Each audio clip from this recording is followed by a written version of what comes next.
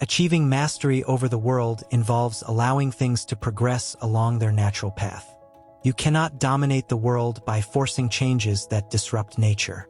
Our civilization is trapped in an ongoing struggle where control is often exalted as the greatest virtue. This is evident everywhere.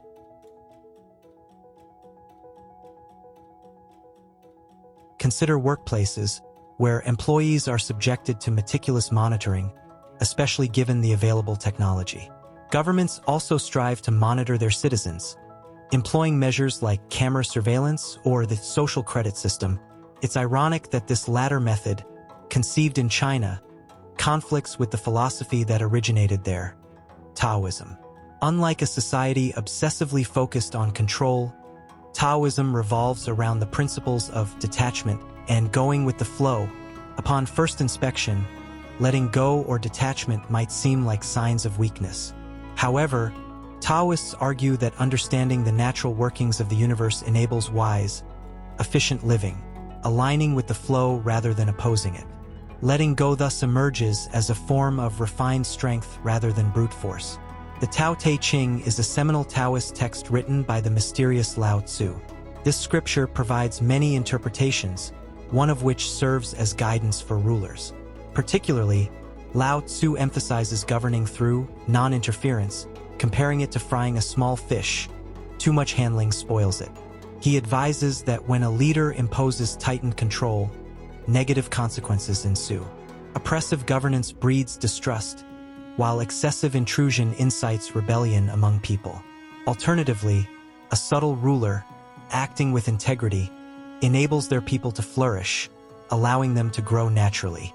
Lao Tzu clearly supports a passive governance style, applicable not just to state leadership but also self-governance. Allowing things to happen becomes crucial, enabling nature to fulfill its role at any level. One of the illustrated Taoist principles is Wu Wei, which translates to effortless action or being in a state of flow.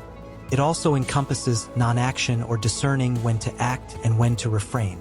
Our lives often reveal a pervasive quest for control over pets, children, gardens, video games, partners, and above all, our futures.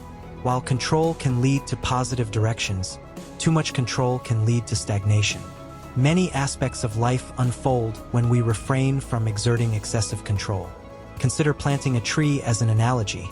We can plant, water, add fertilizer, and ensure sunlight, but interfering disrupts nature's process. Attraction is another example. The initial step in attracting someone is simply showing up and letting things follow their natural course. Once attraction begins, it should not be forced but allowed to develop freely. Thus, allowing things to progress aids us far more than trying to control every outcome. Similar to the teachings of Stoicism, Taoism notes that obsession with future outcomes harms us. Future focus breeds anxiety, distracting from the present moment. Zhuangzi remarks that overvaluing external factors diminishes present performance. He uses the analogy of an archer losing focus when too absorbed in a prize. Being consumed with future results leaves us paralyzed in the present, impeding effectiveness. True flow is lost in future anticipation. Fully engaging in the present task immerses us so deeply that we forget about what's to come, akin to the notion that the dance essentially dances itself. In a world preoccupied with status, everyone aspires to be at the top. This aspiration is driven by a collective belief that high status trumps lower positions.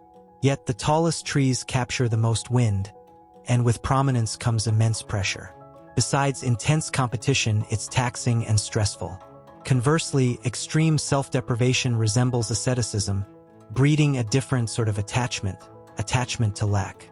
Taoist philosopher Zhuangzi observed life within nature, where birds need nothing more than a branch for nesting. Simplifying and aiming only for essentials can lead to luxury-free living, curbing possessions from trapping us.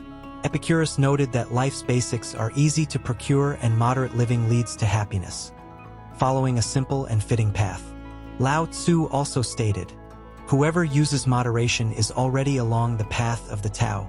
Embrace simplicity, forgoing constant striving, thereby welcoming nature and universal forces to unfold naturally." Ultimately, the strength of detachment unifies us with natural flow, steering us away from restrictive ties, streamlining our journey. This approach takes us forward with minimal resistance, unfurling freedom through the artful power of letting go.